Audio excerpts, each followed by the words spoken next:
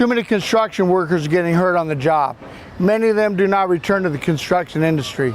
You know about health and fitness, but this video is intended to show you what a plumber needs to do to get back to work as quickly and as effectively as possible.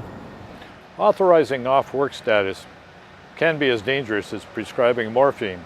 It's easy to do and the workers don't object, but it can do more harm than good. The most important service that you can provide your patient, the worker, is to facilitate an early and safe return to work. You may need to communicate with the case manager as well as the employer and of course the worker about the appropriate restrictions. Specify the maximum load and the maximum safe frequency of repetitions on the activity prescription form. The limitations you provide on the form not only helps the employer to provide appropriate alternative work while the injured worker recovers, but it also helps your patients to understand what they should be doing on and off the job to promote a speedy recovery. A plumber was returned to work by an emergency department doctor with a light-duty job description. Now the employer turned the worker away because he had no idea what the light-duty description meant.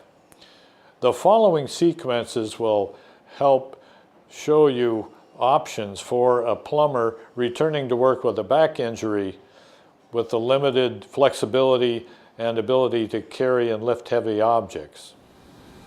Accessing work areas can be difficult, especially for the worker with a low back injury and sciatica that limits movement.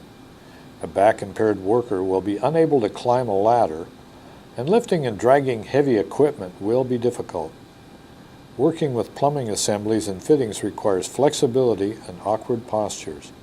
Lifting above the head puts additional strain on the lower back, as well as on the neck, shoulders, and arms, so restricting the work above the shoulders may be needed. Prolonged standing in one position may also be limited by back pain. Back pain may limit the degree to which your patient can bend, squat, or twist while installing pipe or handling fittings. Consider ways to limit bending and twisting during the acute stage. The employer may be able to provide work options such as bench-level work. Providing seating may enable a worker to shift positions and ease back pain. You can encourage lifting techniques that reduce the risk of injury and limit the injured worker's lifting and carrying requirements. The injured worker may be allowed to reduce the weight of loads being lifted or split the list to reduce lifting strains. Carrying can be made easier by using pipe dolly devices. Awkward postures can exacerbate pain if they have to be held for prolonged periods. Fabrication at a bench allows greater control and more ergonomic positions to be adopted during modified work, but not always. Allowing time to shift positions or use of a seat to provide support while performing fine tasks can be helpful.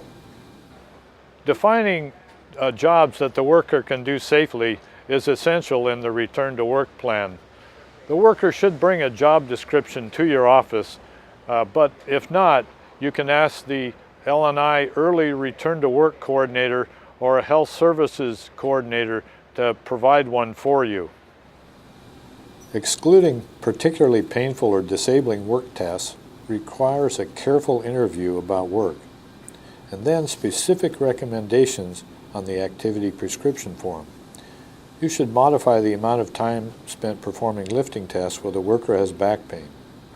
In addition, the use of high-impact tools can be problematic for workers with upper extremity injuries. Consider recommending ergonomic aids such as gel gloves, padded handles or grips, or pistol grips rather than straight grips. Complete the specific advice sections of the activity prescription form using your understanding of the worker's job demands as well as his medical and performance abilities. Proper organization of job tasks to avoid excessive demands on the worker is essential. This requires a clear return to work plan with agreement between the physician, the worker, and the supervisor.